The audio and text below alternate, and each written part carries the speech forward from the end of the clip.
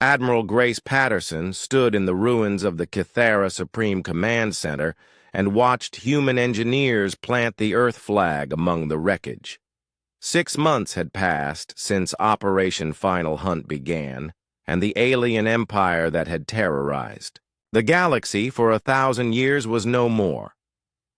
"Final casualty reports, Admiral," Commander Jake Morrison said, approaching with a data pad. Grace took the report and read through the numbers. The assault on the Kythera homeworld had cost humanity dearly. 43 ships destroyed, over 8,000 personnel killed or wounded. But the Kythera had paid a far higher price. "What's the status of their remaining fleets?" Grace asked. "Scattered and leaderless," Jake replied. "Most have surrendered or fled to remote systems. Captain Webb's stealth squadrons are hunting down the remnants." Grace nodded and walked to the massive window that overlooked the Kythera capital city. What had once been the center of a galactic hunting empire was now occupied by human forces. In the distance, she could see shuttles carrying liberated prisoners from processing centers throughout the system. Dr. Alex Carter approached, still wearing his xenobiologist uniform despite being promoted to head of alien relations. "Admiral, we've finished cataloging the prisoner populations. The numbers are staggering." "How many?" Grace asked. "Over 2 million beings from 47 different species. Some have been in captivity for decades. We're going to need months just to sort out who belongs where." The scale of the Kythera's crimes was beyond anything humanity had imagined. For 1,000 years, they had been systematically hunting and enslaving intelligent life across hundreds of star systems. The liberation of their prisoners was the largest rescue operation in galactic history. "Admiral," Captain Ben Rodriguez's voice came through the communication system, "we're receiving transmission requests from multiple alien civilizations. Word about the fall of the Kythera Empire is spreading fast." "Put the first one through," Grace ordered. The communication screen activated to show a being that looked somewhat like a cross between a human and a dolphin. Its translator device converted its speech into English. "I am Ambassador Trelvan of the Cetacean Alliance," the being said.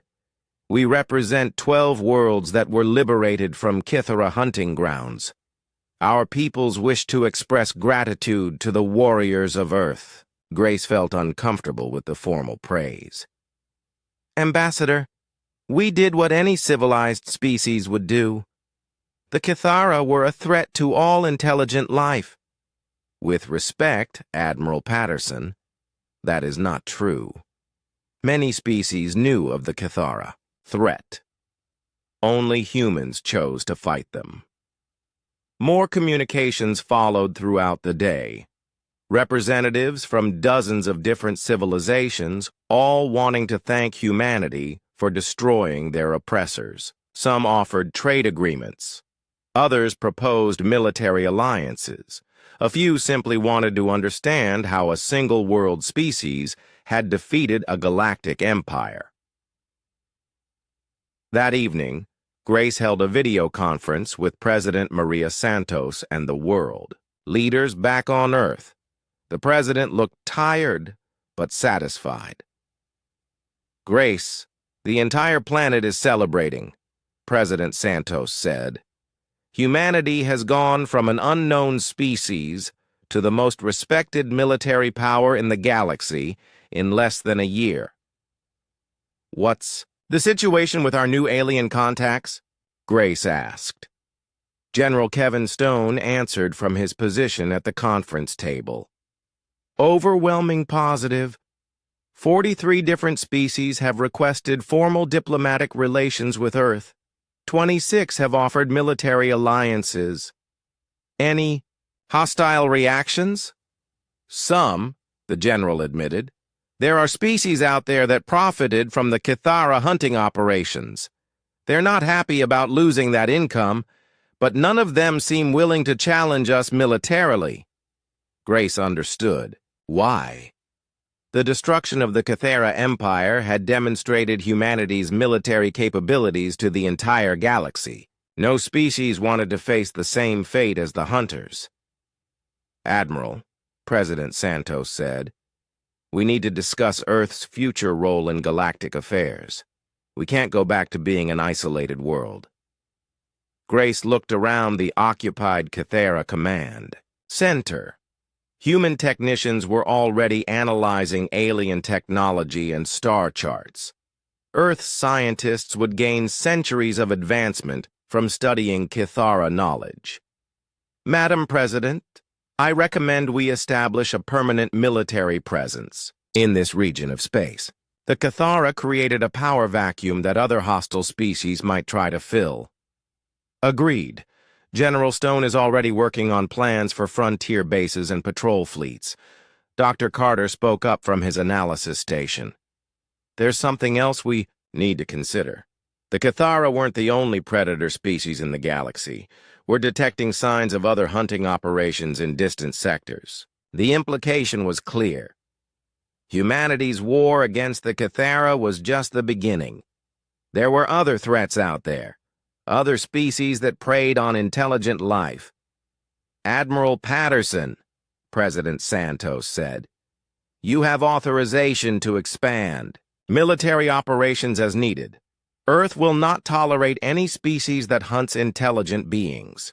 As the conference ended, Grace walked through the command center and thought about how much had changed. A year ago, humanity didn't even know aliens existed. Now, they were the galaxy's dominant military power. Captain Lisa Webb approached, just returned from hunting down the last Cathara fleets. "Admiral, we've received an interesting communication from the Outer Rim territories." "What kind of communication?" "A distress signal. But this one's different from the Cathara fake signals. Our analysis suggests it's legitimate." Grace smiled. Grimly. "Another species in trouble?" "Possibly. But, Admiral, there's something else. The signal includes mathematical patterns that suggest the senders know about our victory over the Cathara. They're specifically requesting help from the human warriors who defeated the Hunters." Grace made her decision immediately. "Prepare a response fleet. It's time to show the galaxy what humanity stands for." 3 days later, a human task force departed the former Cathara home world, heading toward unknown space to answer another call for help. But this time, they went not as desperate rescuers, but as the galaxy's acknowledged protectors. Word of their departure spread quickly through interstellar communication networks. Across hundreds of worlds, species that had lived in fear of predators for centuries began to hope. The humans were coming. On Earth, President Santos addressed the United Nations for the final time before stepping down. Her speech was broadcast across the planet and transmitted to human colonies throughout space. "6 months ago, we learned that we were not alone in the universe," she said. "We discovered that space was full of wonders, but also dangers. We learned that there were species that viewed intelligence not as a gift to be cherished, but as prey to be hunted." The assembly listened in complete silence as she continued. "Today, those hunters are gone, destroyed by the courage and determination of our military forces. But more importantly, we have established humanity's place in the galactic community. We will be known not as conquerors, but as protectors, not as hunters, but as guardians." She paused, looking directly into the camera that would carry her words to the stars. "To any species, anywhere in the galaxy, that preys on intelligent life, understand this clearly. Earth's children do not forgive those who hurt innocents. We do not negotiate with those who enslave others, and we do not show mercy to those who hunt thinking beings." The speech ended with a promise that would echo across the galaxy for generations. Wherever you are, whoever you threaten, humanity is coming. The hunt is over. In the years that followed, that promise would be tested again and again as humanity encountered new threats and new challenges among the stars. But the galaxy had learned an important lesson from the fall of the Cathara Empire. There was a species from a small blue world that looked harmless and friendly, that sent rescue missions to help strangers in distress. But if you threatened their family, if you hurt the innocent, if you made the mistake of hunting them, you would discover why humans were the only species on their planet that hunted for sport. The Cathara had lured humanity into space with a fake distress signal, expecting to find easy prey. Instead, they had awakened the galaxy's new apex predators, and the stars would never be the same. Captain Lisa Webb stood on the bridge of the stealth ship Shadow Strike and watched another Cathara convoy die in the cold vacuum of space.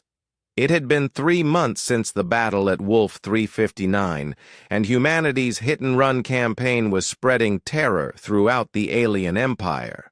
"That's the 15th convoy this week," reported her tactical officer, Lieutenant Mark Davis. "The Cathara are starting to avoid their regular shipping routes."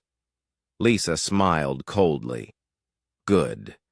Fear was exactly what she wanted to spread among the aliens, who had hunted her species. The Shadow Strike was one of 12 stealth vessels built specifically for this kind of warfare. Silent, fast, and deadly. "Any survivors?" Lisa asked. "Negative, Captain. All alien vessels destroyed. We're detecting cargo pods with prisoner containment systems. Rescue them. Every being we save from these bastards is a victory." As the rescue shuttles deployed, Lisa reviewed the intelligence reports from other human strike teams. The campaign against the Cathara Empire was exceeding all expectations. What had started as revenge for the Terra's Hope had become a systematic dismantling of the alien hunting network. Admiral Grace Patterson's voice came through the secure communication channel. "Captain Webb, what's your status?" "Another successful intercept, Admiral. Convoy destroyed, prisoners liberated. The Cathara are definitely changing their operational patterns." "Good. General Stone wants to brief all unit commanders. Report to the Iron Will at coordinate 77 Alpha." Lisa ordered her ship to the rendezvous point, where Admiral Patterson had assembled the growing human fleet.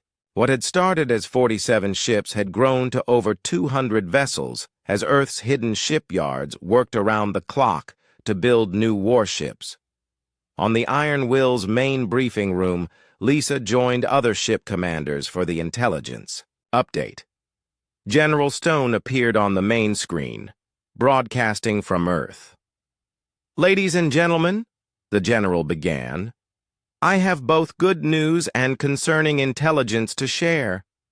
The display showed a tactical map of the local galactic region. Green dots marked human victories, while red areas showed known Cathara territories. First, the good news. In 3 months, we've destroyed over 400 alien vessels and liberated approximately 50,000 prisoners from various species. The Cathara hunting operations in this sector have been completely disrupted. Cheers rose from the assembled commanders. Lisa felt pride in what humanity had accomplished. They had turned from prey to predator in less than a year. "However," General Stone continued, "our success has attracted attention from the Cathara. High Command. Intelligence from captured alien communications indicates they're mobilizing their main battle fleets." The tactical display changed to show massive alien formations moving toward human-controlled space. The numbers were staggering. "How many ships are we talking about?" asked Commander Tony Martinez from the engineering vessel Forge Master. "Conservative estimate? 3,000 warships. Possibly more." The briefing room fell silent. Even with their technological advantages, humanity's fleet would be vastly outnumbered. "General," Admiral Patterson said, "what are your orders?" "We're not going to wait for them to attack us. Operation Final Hunt begins in 72 hours. Lisa felt her pulse quicken. Operation Final Hunt was humanity's most ambitious military plan. Instead of fighting defensively, they would strike directly at the heart of the Kythera Empire. "Captain Webb," General Stone said, addressing her directly, "your stealth ships will be crucial for this operation. We need to hit their command centers simultaneously across multiple star systems." "Understood, sir. What's the primary target?" "The Kythera homeworld, a system they call Vexhara. Captain Rodriguez's intelligence suggests it's heavily defended, but if we can destroy their central command structure, the rest of their empire will collapse into chaos." The briefing continued for 2 hours as commanders planned the most complex military operation in human history. Strike teams would hit dozens of targets simultaneously, while the main fleet would assault the alien homeworld. After the meeting, Lisa walked through the Iron Will's corridors with Captain Ben Rodriguez. The former commander of the Terra's Hope had become humanity's leading expert on Kythera tactics and psychology. "Ben," Lisa said, "tell me honestly, do you think we can win?" "6 months ago, I would have said no," Ben replied. "The Kythera have superior numbers, and they've been fighting for centuries, but they've never faced an enemy like us." "What do you mean?" "They hunt. We wage war. There's a difference. Hunting is about picking easy targets and avoiding risk. War is about accepting losses to achieve victory." Lisa nodded. The distinction was important. The Kythera had become complacent after centuries of hunting weaker species. Humanity had been forged in conflicts where survival required total commitment. "Plus," Ben continued, "they're starting to make mistakes. Fear does that to predators, when they suddenly become prey." As if to prove his point, an alarm sounded through the ship. Admiral Patterson's voice came over the communication system. "All hands to battle stations. Kythera attack fleet detected approaching our position." Lisa ran to the Shadow Strike and launched within minutes. On her tactical display, she could see the approaching alien fleet. 60 ships, moving in a standard hunting formation. "Admiral Patterson to all vessels," came the communication. "They found us faster than expected. All ships, engage at will." The battle that followed was unlike anything the Kythera had experienced before. Instead of trying to capture human ships, they had come to destroy them. But humanity was ready. Lisa's stealth ship appeared behind the alien formation and began targeting their command vessels with precision strikes. Other human ships used quantum tunneling to appear inside the alien fleet, firing Nova bombs at point-blank range. "Captain," Mark Davis reported, "the aliens are using some kind of new weapon, energy beams that can penetrate our shields." "They're adapting," Lisa realized. "Just like we are." The battle raged for 6 hours. Human ships used their superior tactics and technology, while the Kythera relied on numbers and their new energy weapons. When it ended, both fleets had taken heavy losses. "Status report," Admiral Patterson requested. 15 alien ships destroyed, the rest retreating," reported Commander Martinez. "Our losses: 7 ships destroyed, 12 damaged." Lisa felt the weight of those losses. Each destroyed ship represented hundreds of human lives. But they had proven something important. The Kythera could adapt, but so could humanity. "Admiral," General Stone's voice came through from Earth, "this engagement confirms our intelligence. The Kythera are mobilizing their full military power against us. Operation Final Hunt is now our only option." Admiral Patterson looked around, the bridge at her officers. Very well, General. All fleet units, prepare for deep space operations. We're taking this war to their home world. As the human fleet prepared for its most dangerous mission, Lisa thought about how much had changed since the Terra's Hope had responded to that first distress signal. Humanity had gone from a single-world species to a galactic military power in less than a year, but the real test was yet to come. The Kithara home world would be defended by everything their empire could muster. It would be the largest space battle in galactic history. Captain Webb, Admiral Patterson's voice came over the communication system. Your stealth squadron will launch first. Find us a way through their defenses. Understood, Admiral. Shadow Strike Squadron, prepare for departure. As her ship entered faster-than-light travel toward the Kithara home system, Lisa reflected on the irony of their situation. The aliens had lured humanity into space with a fake distress signal, expecting to find easy prey. Instead, they had awakened, a species that had spent 10,000 years perfecting the art of war. The Kithara thought they were the galaxy's apex predators. They were about to learn that humans had been apex predators long before they reached the stars. The hunt was almost over, and when it ended, the galaxy would know that Earth's children did not forgive those who threatened their family. Admiral Grace Patterson stood on the bridge of the Iron Will and watched the alien fleet burn. 15 Kithara warships had been reduced to glowing wreckage in less than 6 hours. The remaining alien vessels huddled together like frightened animals, their weapon systems destroyed by humanity's viral attacks. Status report, Grace ordered her tactical officer, Commander Jake Morrison. All alien vessels are disabled or destroyed, Admiral. Our losses are minimal. 3 ships damaged, 47 crew casualties. The alien fleet is completely neutralized. Grace nodded, but she felt no satisfaction. Captain Rodriguez's intelligence about the Kithara Empire meant this victory was just the beginning. Somewhere out in the galaxy, thousands more alien ships would eventually come looking for their missing fleet. Communications? Get me General Stone on Earth. General Stone's face appeared on the main screen. Behind him, Grace could see the underground command center buzzing with activity.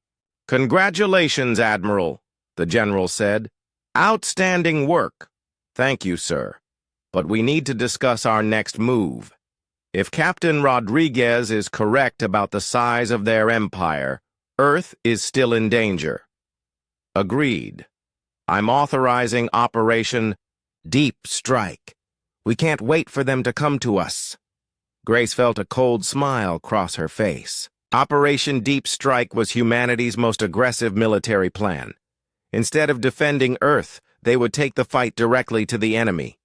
Admiral, General Stone continued, you have authorization to pursue any retreating alien vessels to their source. Find their home worlds and eliminate the threat permanently. Understood, sir. What about the captured alien technology? Dr. Helen Pierce's teams are already analyzing everything we recovered. We'll have new weapons ready for your ships within 48 hours. The communication ended, and Grace turned to her tactical officer. Jake, what's the status of the alien flagship? Captured intact, Admiral. Strike Team Alpha has secured all areas of the ship. We have over 200 alien prisoners and complete access to their computer systems. And the Terra's Hope survivors? All rescued and recovering in our medical bays. Captain Rodriguez is requesting to speak with you. Send him up. 20. Minutes later, Ben Rodriguez entered the bridge. He looked thin and tired from his months in alien captivity, but his eyes burned with determination. Admiral Patterson, Ben said, saluting despite his weakness, I have intelligence about Kithara operations that could change everything. Sit down, Captain. Tell me what you learned. Ben activated a datapad showing star charts he had memorized during his captivity. The Kithara don't just hunt randomly. They have a systematic approach. They've divided the galaxy into hunting zones, each controlled by a different hunt master. Grace studied the star charts. How many zones? At least 50 that I know of. Each zone contains hundreds of star systems. The hunt master who captured us, Vextar, controls this entire region of space. What happened to Vextar? Dead. Your boarding teams killed him during the assault on the flagship. But Admiral, his death will send a signal to the other hunt masters. They'll know something has gone wrong. Grace felt the weight of this information. Humanity had just declared war on a galactic empire that had been hunting intelligent species for 1,000 years. Captain, do you know the location of their nearest base? Ben pointed to a star system on the chart. Wolf 359, about 8 light years from Earth. Vextar used it as a supply depot and slave processing center. Grace made her decision. Jake, prepare the fleet for immediate departure. We're going to Wolf 359. Admiral, Jake said carefully, shouldn't we wait for reinforcements from Earth? No. Speed is our only advantage. The longer we wait, the more time they have to prepare defenses. The human fleet began preparing for humanity's first offensive military operation outside the solar system. Ships were refueled and rearmed with the most advanced weapons Earth could provide. Crews studied star charts and tactical data recovered from the alien computers. Dr. Amy Foster, the medical officer from the Terra's Hope, joined the briefing session in the Iron Will's war room. Admiral, Amy said, I've been analyzing Kithara biology from the prisoners we captured. They have some significant weaknesses we can exploit, such as their neural systems are extremely sensitive to certain electromagnetic frequencies. We can develop weapons that will incapacitate them without killing them. Captain Rodriguez shook his head. Doctor, with respect, these creatures have been enslaving and murdering intelligent species for centuries. They don't deserve mercy.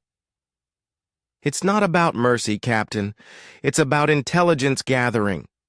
Dead aliens can't tell us about their empire's defenses. Grace considered both arguments. Dr. Foster, develop your non-lethal weapons, but also prepare conventional weapons for full combat engagement. We'll decide which to use based on the tactical situation. The fleet departed Earth's solar system 12 hours later. 47 human warships, equipped with technology that was part human engineering and part reverse-engineered alien science. As they entered faster-than-light travel, Grace knew they were crossing a line that could never be uncrossed. 3 days later, the human fleet dropped out of faster-than-light travel at the edge of the Wolf 359 system. What they found there made Grace's blood run cold. Admiral, Jake reported, his voice tight with shock. I'm reading massive installations throughout the system. This isn't just a supply depot. The main screen showed what the Kithara had built at Wolf 359. Orbital facilities around every planet and moon, massive shipyards constructing new vessels, and on the planets themselves, what could only be described as processing centers for captured intelligent life. How many ships are defending the system? Grace asked. At least 100, Admiral, plus orbital defense platforms and ground-based weapons. Grace studied the tactical display. The human fleet was outnumbered more than 2 to 1, but they had advantages the Kithara did not expect. Captain Rodriguez, does the Kithara fleet know we're here? Not yet. Our stealth systems are working. But Admiral, some of those facilities down there contain thousands of prisoners from other species. Grace felt her anger building. The Kithara had turned Wolf 359 into a factory for processing intelligent life. Ships brought captured beings here to be sorted, enslaved, or killed. "Admiral," Amy said quietly, "those prisoners include humans. I'm reading biological signatures that match Earth genetic patterns." "Impossible. No human ships have been to this system." "Unless," Ben said grimly, "the Kithara have been hunting on Earth for longer than we thought." The implication hit Grace, like a physical blow.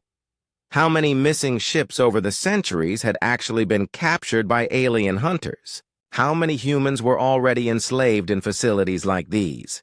"Jake, prepare for full assault. We're going to destroy every Kithara installation in this system. Admiral, the odds don't matter, Commander. We're not just fighting for Earth anymore. We're fighting for every human who was taken before we knew the threat existed." Grace activated the fleet-wide communication system. "All ships, this is Admiral Patterson. Today we begin humanity's first campaign against an alien empire. The Kithara have been hunting our species and others for centuries. They think we're prey. Let's show them what human predators can do." The human fleet began its attack run on Wolf 359. Quantum tunneling drives allowed them to appear inside the system's defenses without warning. Gravitational weapons tore apart alien shipyards. Viral attacks turned the Kithara's own defense systems against them. But this time, the aliens were ready for a fight. Energy beams from orbital platforms hammered human ships. Alien fighters swarmed, like angry insects around the attacking fleet. "Admiral," Jake reported, "we're taking heavy fire. The Kithara are adapting to our tactics faster than expected. Then it's time to show them something they've never seen before. Activate the Nova bombs." Deep in the Iron Will's weapons bay, humanity's most devastating weapons armed themselves. Nova bombs used controlled fusion reactions to generate explosions equivalent to small stars. The Kithara had nothing in their arsenal that could match such destructive power. The first Nova bomb detonated against the system's largest shipyard. The explosion lit up space like a second sun, vaporizing the facility and every ship near it. Across the system, Kithara vessels began retreating in panic. "Admiral," Amy called out, "I'm detecting human life signs on the planets below. If we use Nova bombs there..." "We won't," Grace said firmly. "Deploy the rescue shuttles. We're going down to get our people." As the battle raged in space above, human special forces landed on the Kithara processing facilities. What they found there would haunt them forever. Thousands of beings from dozens of different species, kept in conditions that made Earth's worst prisons look luxurious, and among them, wearing the uniforms of Earth's old space exploration missions, were humans who had been missing for decades. Grace watched the rescue operations from the Iron Will's bridge. The Kithara fleet was in full retreat, but the real victory was happening on the planets below. Every rescued prisoner was a life saved from slavery or death. "Admiral," Jake said, "the remaining Kithara ships are trying to escape the system." "Let them go," Grace ordered. "I want them to carry a message back to their empire. Tell them that Earth is coming for all of them." Deep beneath the Colorado mountains, Dr. Helen Pierce walked through corridors that officially did not exist. The Hidden Valley Research Facility had been developing weapons for 50 years, using technology that most of humanity could not imagine. Today, those weapons would finally be tested against their intended targets. "Status report," Helen said to her assistant, Dr. Marcus Webb. "All quantum disruption weapons are online and ready for deployment," Marcus replied, checking his tablet. "The gravitational mines are in position around the outer planets, and the viral attack programs are loaded into our communication arrays." Helen, nodded as she entered the main weapons control room. Dozens of scientists and military personnel worked at stations monitoring weapon systems throughout the solar system. On the main display, red dots showed the approaching Kythera fleet. "Dr. Pierce," called Colonel Sam Tucker from his command station. "The aliens have dropped out of faster-than-light travel. They're approaching Earth on conventional drives." "Perfect," Helen said. "They're moving exactly as our simulations predicted, arrogant and overconfident." What the Kythera did not know was that humanity had been studying alien psychology for decades. Every recovered piece of alien technology had taught them something about how their enemies thought and fought. The Kythera were excellent hunters, but they had never faced organized military resistance. "Colonel Tucker, what's the status of Operation Mind Game?" Helen asked. Sam smiled coldly. "Dr. Lisa Webb's communication protocols are working perfectly. The aliens think they've cut off all Earth's communications, but we've been listening to their tactical channels for the past 6 hours." The irony was perfect. Lisa Webb, communications specialist from the Terra's Hope, had trained with Earth's code breakers before the rescue mission. Her neural implants contained hidden programs designed to infiltrate alien computer systems. The Kythera thought they had captured a simple communications officer. Instead, they had brought a virus directly into their fleet. "What are they saying?" Helen asked. "They're planning to establish orbital positions around Earth and begin harvesting operations within 48 hours. They're discussing which human cities to attack first." Helen felt anger building in her chest. These creatures were planning to treat human beings like cattle. They had no idea what they were about to face. Admiral Grace Patterson's voice came through the communication system from her flagship Iron Will. "Dr. Pierce, all fleet units are in position. We have the alien fleet completely surrounded and they don't know we're here." "How many ships do we have ready?" Helen asked. 47 major warships plus 300 smaller attack craft. Every vessel is equipped with weapons the Kythera have never encountered. The hidden human fleet was the result of 70 years of preparation and technological development. Ships built in secret shipyards behind Jupiter, weapons powered by controlled black holes, defensive systems that could bend space itself. "Dr. Pierce," Marcus called out, "we're receiving a transmission from the alien fleet. They're broadcasting to Earth." "Put it on the main screen." The image that appeared showed Huntmaster Vextar standing on the bridge of his flagship. Behind him, Ben Rodriguez and other survivors from the Terra's Hope were visible in capture cages.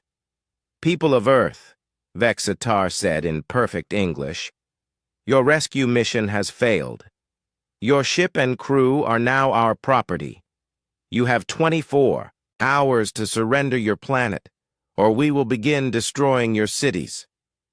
Helen watched the transmission with disgust. The alien's arrogance was breathtaking. He truly believed that humans would simply give up their world without a fight. "Colonel Tucker, have we identified the alien flagship?" "Yes, Dr. Pierce. It's the largest vessel in their fleet, approximately 2 kilometers long. Our sensors show it carries at least 5,000 Kythera. And our people from the Terra's Hope?" "Confirmed aboard the flagship. Captain Rodriguez and 43 other survivors are being held in the ship's detention area." Helen made her decision. "Operation Counterstrike is authorized. Admiral Patterson, you may begin the attack." Throughout the solar system, humanity's hidden fleets began moving. The Kythera had spread their ships in a standard harvesting formation around Earth, never suspecting that they were flying into a carefully prepared trap. "Dr. Pierce," Marcus said, reading his instruments, "the quantum tunneling drives are working perfectly. Our ships are appearing directly behind enemy vessels with no warning." On the tactical display, Helen watched as human warships materialized out of nowhere next to the alien fleet. The Kithara had never encountered quantum tunneling technology. To them, it looked like magic. The first attacks were devastating. Human ships appeared inside the alien formation and began firing weapons that the Kithara could not understand or defend against. Gravitational weapons that crushed alien ships like empty cans, energy beams that turned matter into pure radiation. Status of the viral attack? Helen asked. Working beyond our expectations, Sam replied with satisfaction. The programs Lisa Webb introduced are spreading through their entire fleet network. Their computers are turning against them. On the main display, they could see alien ships losing control as their own systems began attacking them. Weapons that fired on their own vessels. Life support systems that shut down without warning. Navigation computers that sent ships crashing into each other. My God, Marcus whispered, watching the destruction. It's working. We're actually winning. But Helen knew the real test was yet to come. The Kithara were experienced hunters. Once they recovered from the initial shock, they would adapt and fight back. Dr. Pierce, Admiral Patterson's voice came through the communication system. The aliens are trying to retreat. Several ships are attempting to go back to faster-than-light speed. Activate the gravitational mines, Helen ordered. Around the outer edges of the solar system, hidden weapons that had been placed months ago came online. Artificial gravity wells that made faster-than-light travel impossible. The Kithara fleet was trapped in normal space, forced to fight a conventional battle. Admiral Patterson, begin Phase 2 of the attack. Roger, Dr. Pierce. All units, execute. Phase 2. The human fleet closed in on the trapped alien ships. What had started as a hunting expedition for the Kithara was becoming a massacre. Their superior technology meant nothing against weapons they had never seen and tactics they could not predict. Colonel Tucker, are we getting any communications from the alien fleet? Yes, Dr. Pierce. They're trying to contact their homeworlds for reinforcements. But our jamming systems are blocking all their long-range communications. Helen smiled coldly. The Kithara were learning what it felt like to be hunted.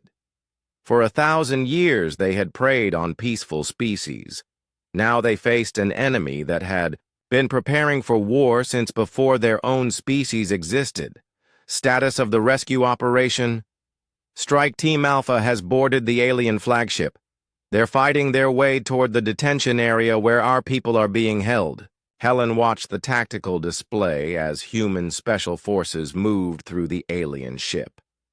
These soldiers were equipped with powered armor and weapons designed specifically for fighting in alien environments. The Kithara had never faced ground, combat troops like this. Dr. Pierce, Marcus said, his voice filled with amazement. We're receiving a communication from Captain Rodriguez. Strike Team Alpha has reached the Terra's Hope survivors. Put him through. Ben Rodriguez's voice, weak but determined, came through the speakers. Dr. Pierce, this is Captain Rodriguez. All 43 survivors are alive and ready for extraction, but I have information about the Kithara that you need to know. What information, Captain? They're not just hunters. They're part of a larger empire. This fleet is just the beginning. When they don't return home, more ships will come looking for them. Helen felt a chill run through her. Humanity had won this battle, but the war was just beginning. How many ships does their empire have? Thousands, Dr. Pierce. Maybe tens of thousands, spread across hundreds of star systems. The tactical display showed the alien fleet in complete defeat. 15 ships destroyed, the rest surrendering or trying desperately to escape. But Helen now understood that this was just the first round. Admiral Patterson, secure all alien survivors and technology. We need to learn everything we can about their empire. Roger, Dr. Pierce. What are your orders regarding the alien crews? Helen thought for a moment. The Cathara had been hunting and enslaving intelligent species for 1,000 years. They had shown no mercy to their victims. No prisoners, Admiral. The hunt ends here. The emergency meeting room deep beneath the Pentagon filled with the most powerful people on Earth. President Maria Santos sat at the head of the table, her face grim as she read Lisa Webb's warning message for the third time. The words seemed to burn into her mind. The distress signal was a trap. How long since we received this transmission? President Santos asked. General Kevin Stone checked his watch. 43 minutes, Madam President. I've already activated our emergency protocols.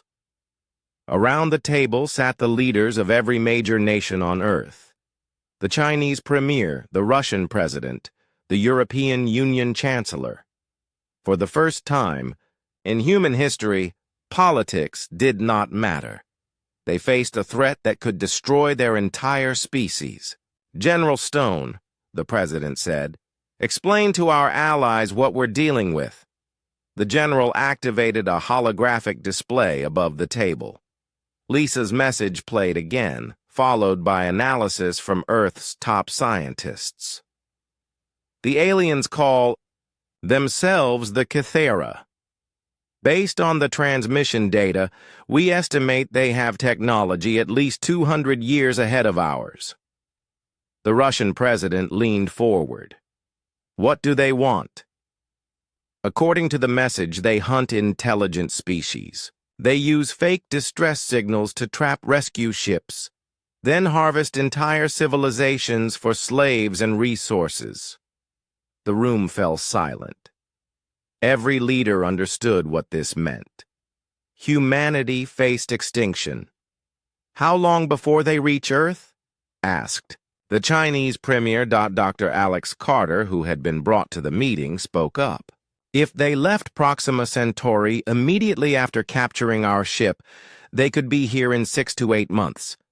But they might take longer to study our technology first. President Santos stood up. General Stone, I'm authorizing you to brief our allies on Project Iron Will. Several world leaders looked confused. They had never heard of any Project Iron Will. General Stone's expression did not change. Ladies and gentlemen, what I'm about to tell you is classified at the highest possible level. For the past 50 years, the United States has been preparing for exactly this scenario. The holographic display changed to show images of massive space installations hidden throughout the solar system. Weapons platforms near Jupiter, shipyards behind the asteroid belt, fleets of warships that officially did not exist. This is impossible, said the European Chancellor. Our satellites would have detected construction on this scale. Your satellites. See what we want them to see, General Stone replied coldly. Project Iron Will began in 1975 when we recovered alien technology from a crashed probe near Mars.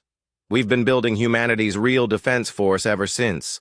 The world leaders stared at the display in shock. Hidden military bases on the moons of Saturn. Weapons that could destroy entire fleets. Technology that seemed impossible. Why wasn't the international community informed? Demanded the Chinese. Premier President Santos answered. Because we knew that if hostile aliens ever found Earth, unity would be our only chance for survival. We couldn't risk political conflicts destroying our preparations.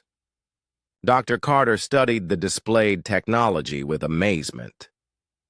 These weapon systems, where did the designs come from?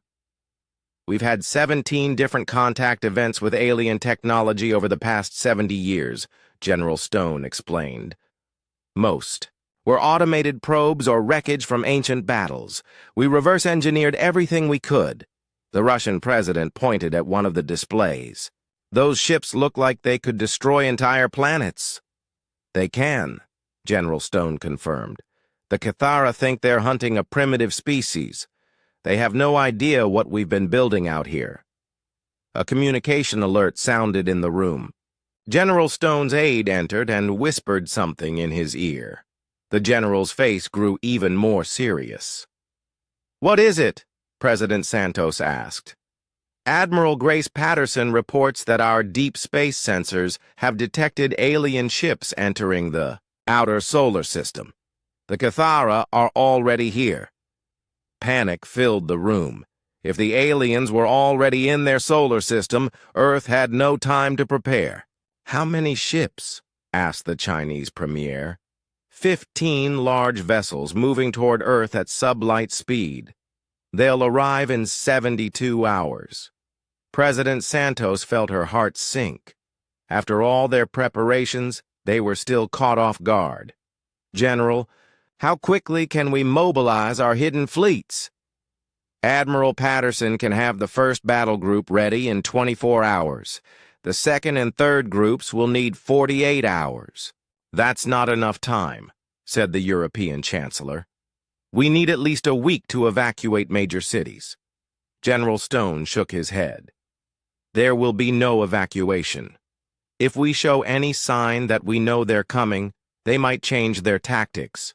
Our only advantage is surprise." Dr. Carter looked at the alien ship displays. "What if we tried to communicate with them? Maybe we can negotiate." "Doctor," General Stone said quietly, "these aliens have been hunting intelligent species for 1,000 years. They don't negotiate. They harvest." The president made her decision. "General Stone, you have full authority to command all military assets on Earth and in space. Our allies will provide whatever support you need. One by one, the world leaders." "Agreed." For the first time in human history, the entire planet would fight as one species. "What are our chances?" asked the Russian president. General Stone looked at the tactical displays showing the approaching alien fleet. "The Cathara have superior technology and experience, but they've made one critical mistake.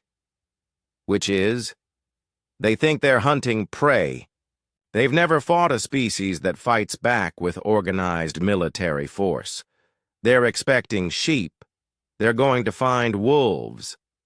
Admiral Grace Patterson's face appeared on the communication screen. She was aboard the dreadnought Iron Will, hidden behind Jupiter's moon Europa. "General Stone, all fleet commanders are ready for your orders. Admiral, initiate Operation Counterstrike. All units are weapons-free. Show these aliens what happens when they hunt humans."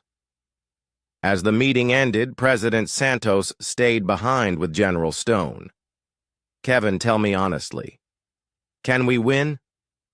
The general looked at her with cold eyes.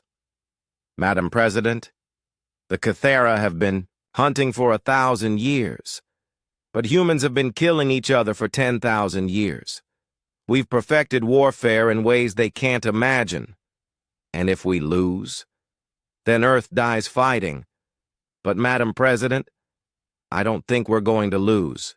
The Cathara are about to learn why humans are the only species on Earth that hunts for sport. Outside, hidden throughout the solar system, humanity's secret fleets began moving into position. The hunters were about to become the hunted. The Cathara thought they were arriving to harvest a helpless world. Instead, they were flying into the most carefully prepared ambush in galactic history. Earth was ready for war. The moment Ben Rodriguez stepped inside the alien ship, he knew something was terribly wrong. The corridor was too clean, too well lit for a crashed vessel. The walls showed no signs of damage from impact. This ship had not crashed at all. "Captain," Ryan Clark's voice crackled through the radio. "We need to leave. Now!" But it was too late. Behind them, the airlock sealed shut with a sound like thunder.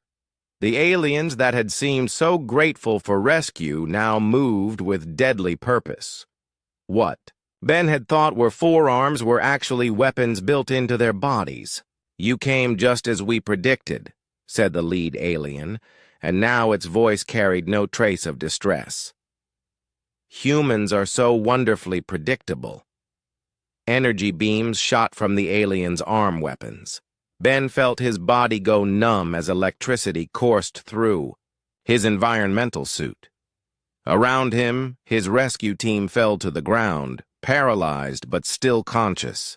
"My name is Huntmaster Vexitar," the alien said, standing over Ben's helpless form. "Welcome to our hunting vessel.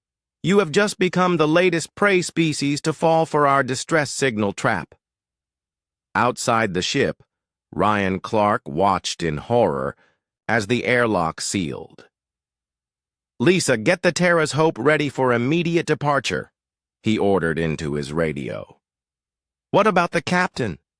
Lisa's voice replied from orbit.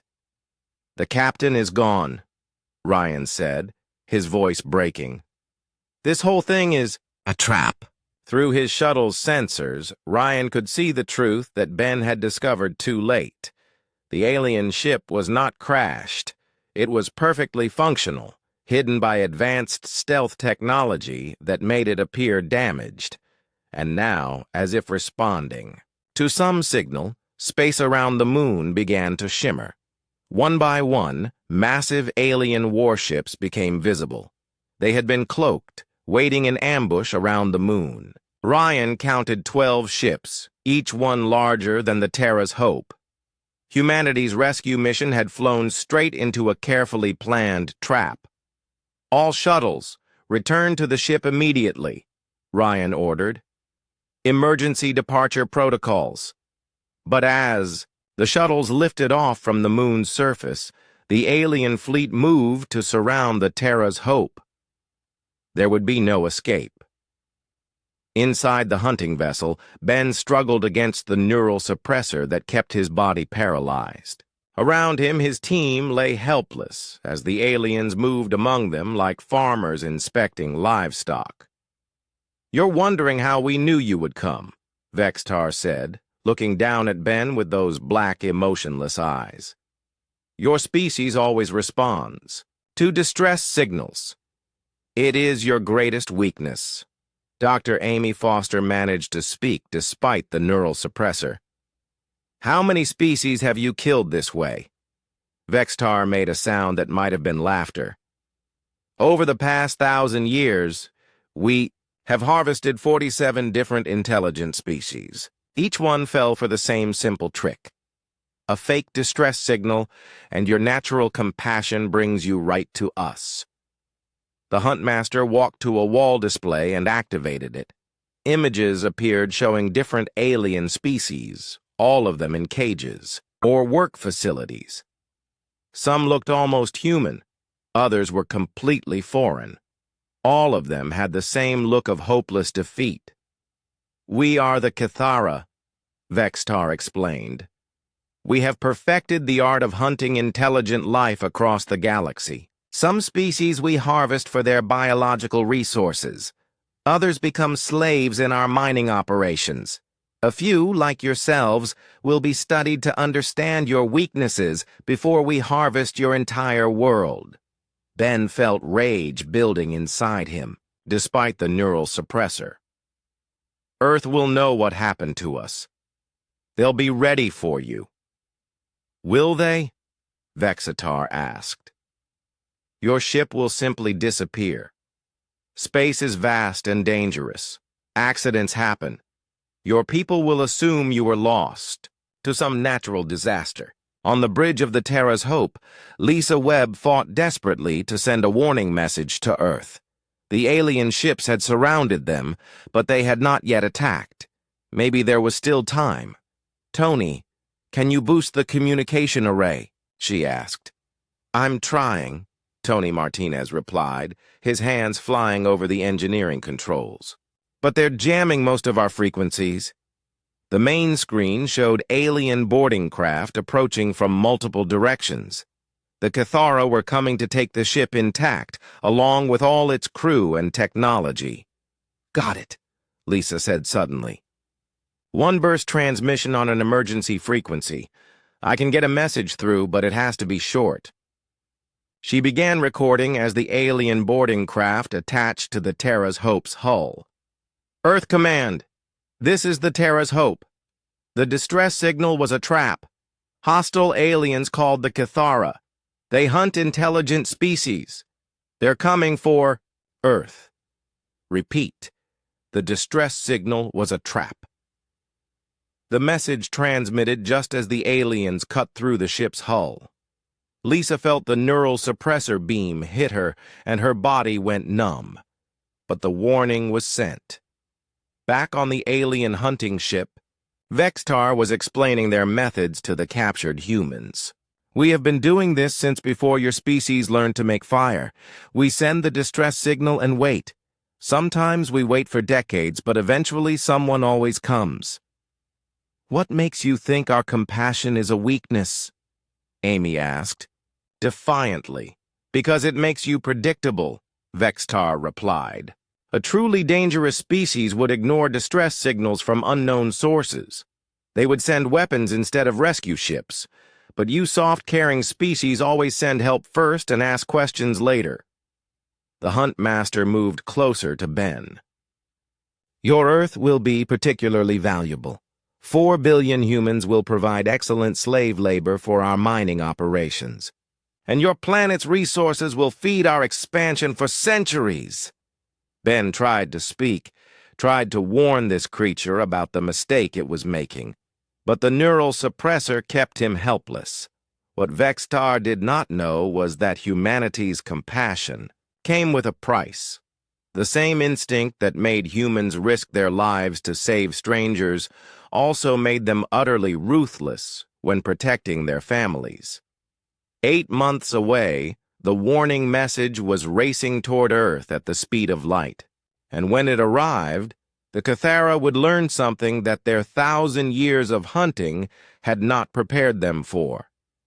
They had never hunted a species that hunted back. On Earth, General Kevin Stone sat in his office reading reports from classified projects that officially did not exist. Projects with names like Shadow Strike and Iron Will. Projects that had been preparing for this exact situation for decades.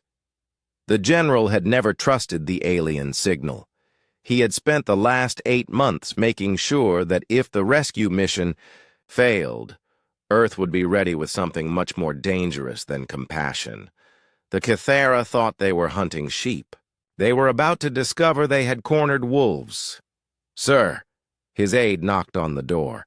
Priority message from deep space. It's coded as an emergency. General Stone opened the message and read Lisa Webb's warning. His face showed no emotion, but inside, he felt a cold anger building. Contact Admiral Patterson, he ordered. Tell her to activate Project Iron Will immediately. The trap had been sprung, but it was about to snap shut on the wrong species.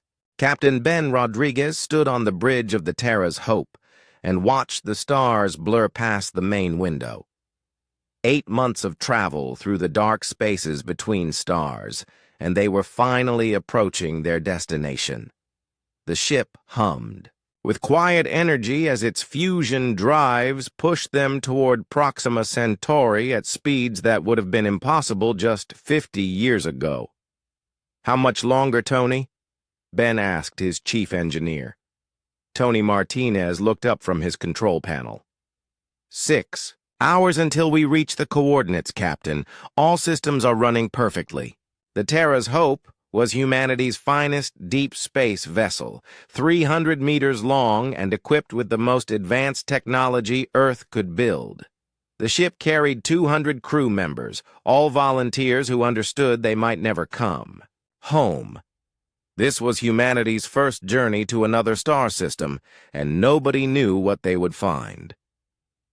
Dr. Amy Foster walked onto the bridge carrying her medical kit.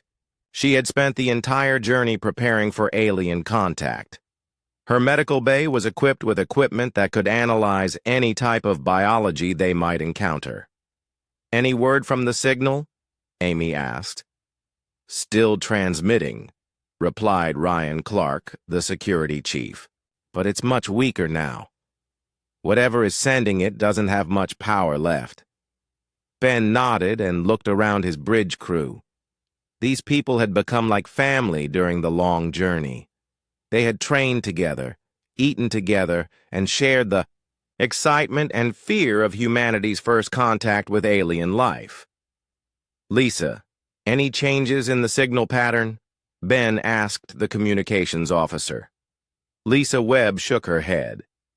Same mathematical sequences, same coordinates. But, Captain, I'm starting to pick up something else. What kind of something else? Energy readings from the target location. There's definitely something large there. Much larger than a small, crashed ship. Ben felt a chill run down his spine. The original signal had suggested a small vessel in distress. If there was something large at those coordinates, it changed everything. Tony, how are our weapon systems? Ben asked quietly. All defensive systems are online and ready, Tony replied. Though, Captain, if these aliens have technology to cross star systems, our weapons might not be very effective. Let's hope we don't need to find out, Ben said. The crew had spent months preparing for this moment. They had studied every piece of data about the alien signal. They had practiced first contact protocols hundreds of times. Dr. Alex Carter had briefed them on possible alien biology. Everyone knew their role, but none of them really knew what to expect. Captain, Lisa called out. I'm getting visual contact with the target area. The main screen changed to show the view ahead. A small, rocky moon orbited a gas giant in the Proxima Centauri system. The moon looked dead and cold, with no atmosphere and no signs of life. There, Ryan pointed at the screen. On the surface. Everyone stared at what they saw. A massive ship, at least twice the size of the Terra's Hope, lay crashed on the moon's surface. Parts of it were buried in the rocky ground, and debris scattered around the impact site. My God, Amy whispered. How many people could be on a ship that size? Scanning for life signs, Lisa reported. Her fingers moved quickly across her control panel. I'm reading multiple biological signatures inside the wreckage. At least 50 individuals, maybe more. Ben felt his heart race. 50 alien survivors waiting for rescue. This was the moment that would change human history forever. Ryan, prepare the landing shuttles, Ben ordered. Amy, get your medical teams ready. We're going down there. Captain, Tony said carefully, shouldn't we try to communicate with them first? The signal has been the same for months, Ben replied. Either they can't change it or they're too weak to respond. We need to get down there and help them. The crew moved into action with practiced efficiency. Ryan assembled 3 landing teams, each with security, medical, and technical specialists. Amy prepared portable medical equipment that could work in the moon's low gravity and vacuum. 2 hours later, Ben stood in the shuttle bay wearing his environmental suit. Through the helmet, he could see his reflection looking back at him. A 40-year-old man from Texas about to become the first human to meet an alien species. Remember the protocols, Ben told his team over the radio. We approach slowly and peacefully. No weapons visible unless there's immediate danger. Our goal is rescue and first contact in that order. The 3 shuttles launched from the Terra's Hope and descended toward the moon's surface. As they got closer, the alien ship became even more impressive. It was clearly built by a technology far advanced from anything on Earth. The metal was unlike anything Ben had ever seen, and strange symbols covered the hull. Landing site is clear, Ryan reported from the lead shuttle. No immediate hazards detected. The shuttles touched down on the rocky surface about 100 meters from the alien ship. Ben's team was the first to exit their shuttle. The moon's low gravity made walking strange, but they had trained for this. "Energy readings are stronger now," Lisa said through the radio. "Whatever is powering that ship is still working." As they approached the alien vessel, Ben could see damage from the crash, but he could also see that much of the ship was intact. Lights flickered in some of the windows, and he could hear a low humming sound through his suit. "There," Amy pointed to what looked like an entrance. "That might be an airlock." The team approached the alien airlock carefully. Ben reached out and touched the surface of the ship. The metal felt warm, even through his gloves.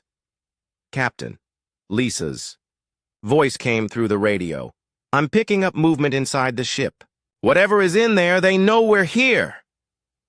Suddenly, the airlock began to open. Ben and his team stepped back, raising their hands to show they carried no weapons.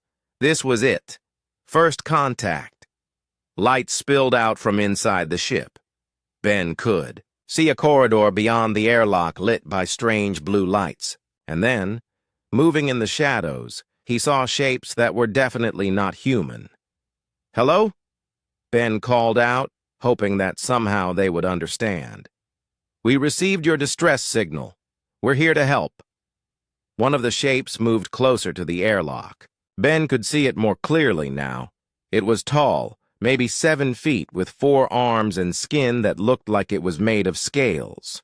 Its eyes were large and black, and when it looked at Ben, he felt like it was looking into his soul. The alien made a sound that Ben's suit translated into words. "We have been waiting for you." Ben smiled inside his helmet. "We came as fast as we could." "Are you injured? Do you need medical help?" The alien moved closer. "Oh, yes," it said. "We need help very much." Behind the first alien, Ben could see more shapes moving in the shadows. Lots of them, more than 50, as Lisa had detected. They were all moving toward the airlock now. "Captain," Ryan's voice came through the radio, tense with worry. "Something doesn't feel right about this." But Ben was too excited about first contact to listen to his security chief's concerns. Humanity had traveled across the stars to help these beings. Nothing could go wrong now. The alien reached out with one of its 4 arms. "Please," it said, "come inside. We have much to show you." The alarm bells rang through the deep space monitoring station like a warning from the gods. Jake Morrison pushed his coffee cup aside and leaned forward at his workstation. The screen showed something that made his heart race. After 20 years of listening to the cold silence of space, they had finally found something. "Lisa, come look at this," Jake called to his communication specialist.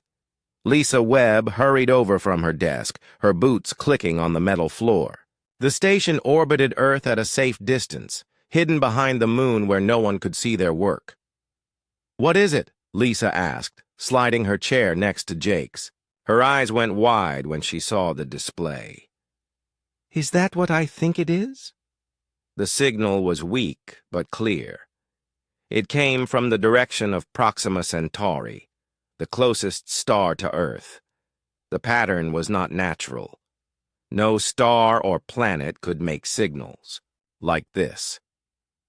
It had to be made by someone or something with intelligence. Dr. Alex Carter rushed into the room, still wearing his lab coat.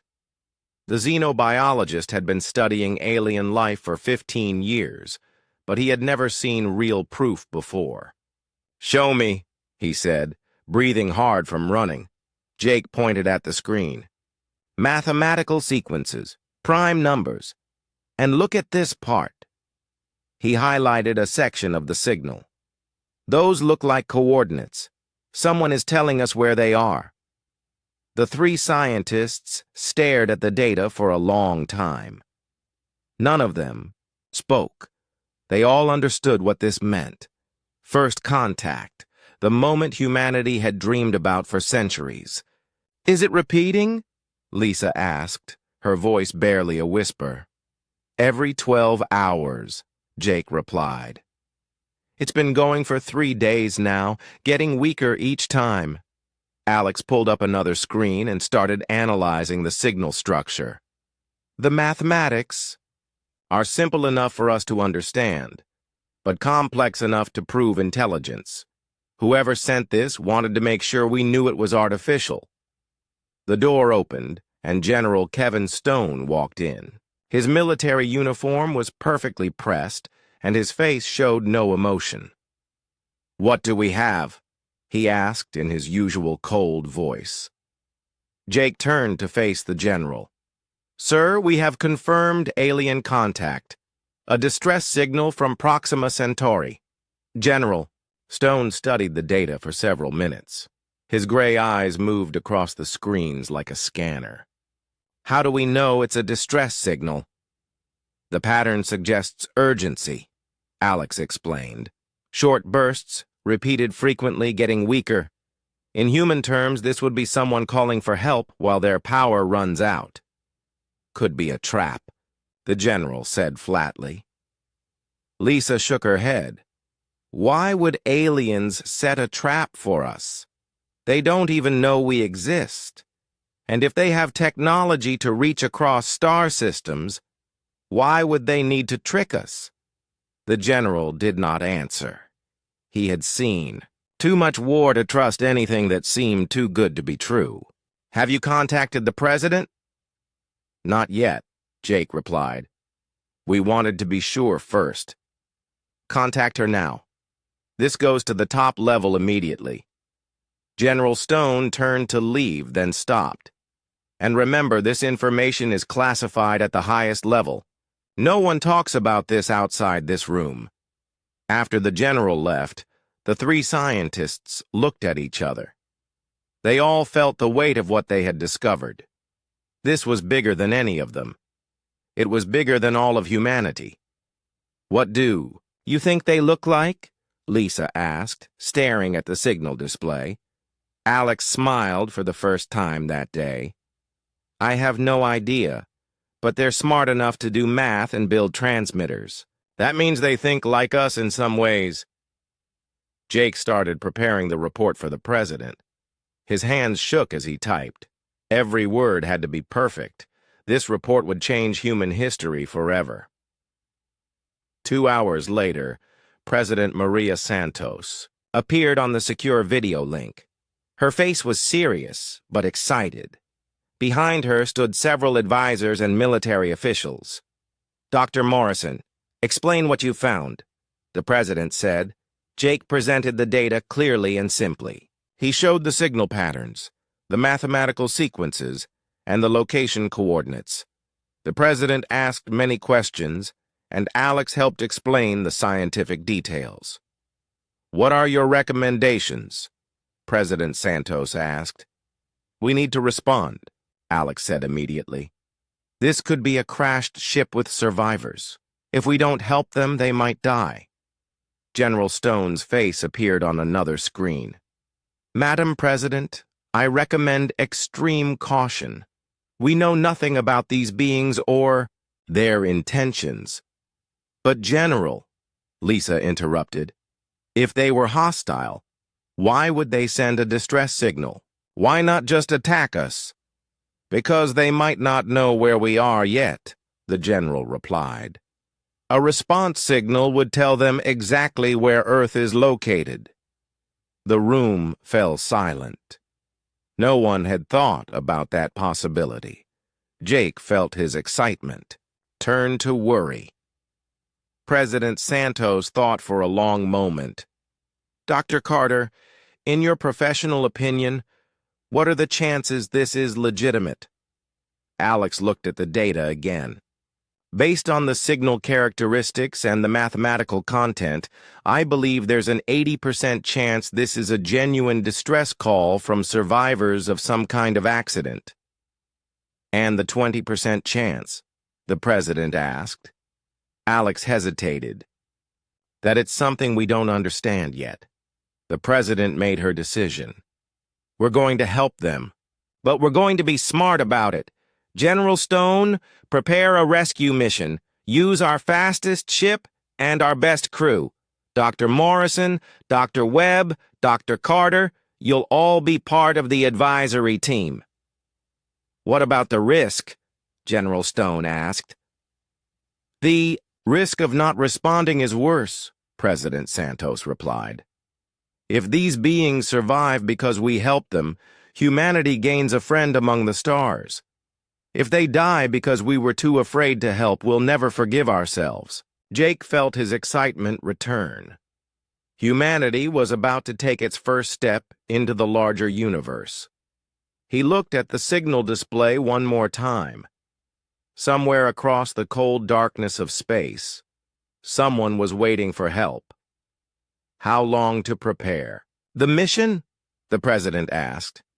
3 months minimum, General Stone replied. We'll need to modify one of our deep space vessels and train the crew for alien contact. Make it 2 months, the president ordered. Every day we wait is another day those survivors might not have. As the meeting ended, Jake stayed behind to monitor the signal. It was getting weaker, just as they expected. Time was running out for whoever was sending it. But help was coming. Humanity was coming. He just hoped they would arrive in time.